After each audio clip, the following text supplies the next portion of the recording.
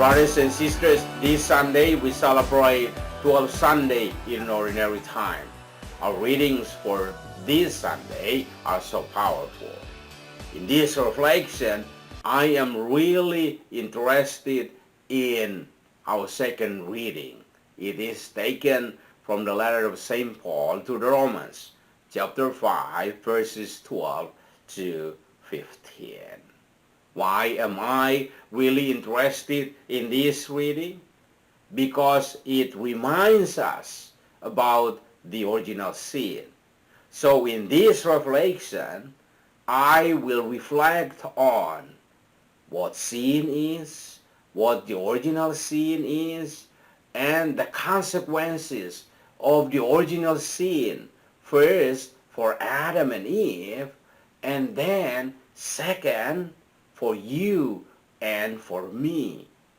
And then, right after that, I will reflect on the remedies for the original sin and its consequences. So my dear brothers and sisters, let us now look at what sin is. The word sin translates the Hebrew word kata and the Greek word hamartia. These two words mean missing the mark or simply a failure to fulfill a goal. So what is sin?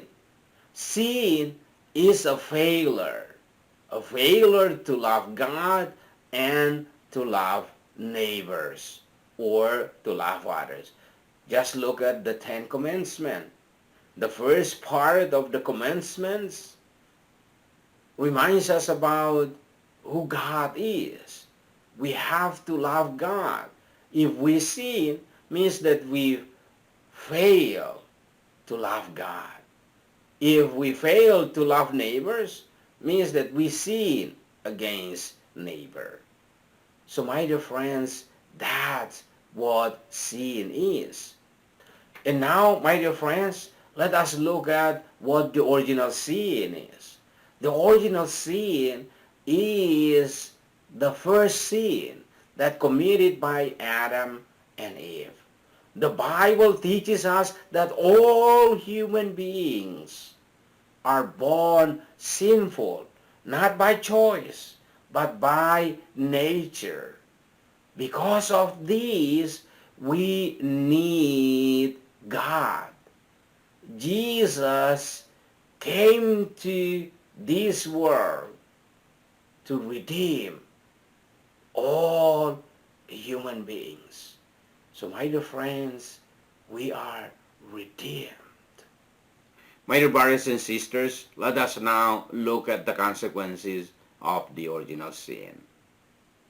First, the consequences of the original sin for Adam and Eve. After they committed sin, they lost a lot of gift. The first gift they lost was the gift of immortality. See, God created them for eternity. God wanted them to live forever. But they committed sin. So death became part of human nature. And the consequences of that, they died. So God said to them, you are dust, and unto dust you shall return. So that's the first gift they lost. The second gift they lost, that pain and suffering came into their life. Pain and suffering became part of human nature. God said to Adam, he said, you have to work in order to make a living. And he said to Eve, he said, in pain you shall bring forth children. Now the third gift, they call it the gift of sanctifying grace, which is the door or the gate of heaven was open for them. But because of that sin, God closed the door. My dear brothers and sisters, let us now look at the consequences of the original sin for you and for me. First of all, that we have to acknowledge that we inherit the original sin, even though we did not commit the sin. We are sinful, not by choice, but by nature. Second, death becomes part of our lives.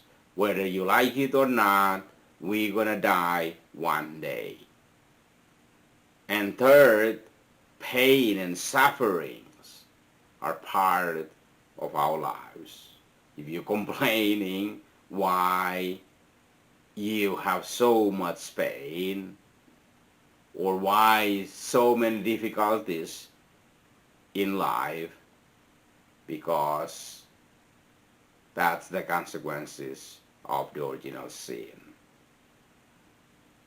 And the next things is that weakening or darkening of the intellect. When we are tempted, we cannot think clearly. And the next thing is that weakening the will. See, we are tempted, our will becomes so weak. We cannot stand up for ourselves. And the next things of the consequences of the original sin is that disordering of lower passion. See, sometimes emotion can overtake our reason. And the next things is called concupiscence. It is our natural inclination to sin. So my dear friends, that are few consequences of the original sins. And now, my dear friends, let us look at the remedies for the original sin and its consequences. First, my dear friends, we need God. The first remedies that we need for the original sin and its consequences is divine grace or supernatural gift from God to help us. And one of the supernatural gifts that we receive is the sanctifying grace through baptism. Now, in baptism, we receive the sanctifying grace, and it washes away our original sin, and also at the same time restore the broken relationship between God and man. And also through the baptism, we are able to call God Father, Abba. And the next things, my dear friends, that divine grace also can help us to treat the wounds that in us. So can help us enlightening the intellect, and also can help us strengthening the will in us, and then reordering the lower passion in our lives. My dear brothers and sisters, let us now look at our second reading again. That Paul reminded us that through one man sin entered the world. Through Adam that sin entered the world. But through Jesus we are redeemed. It was because of sin the gate of heaven was closed, but then through Jesus the gate of heaven is open again.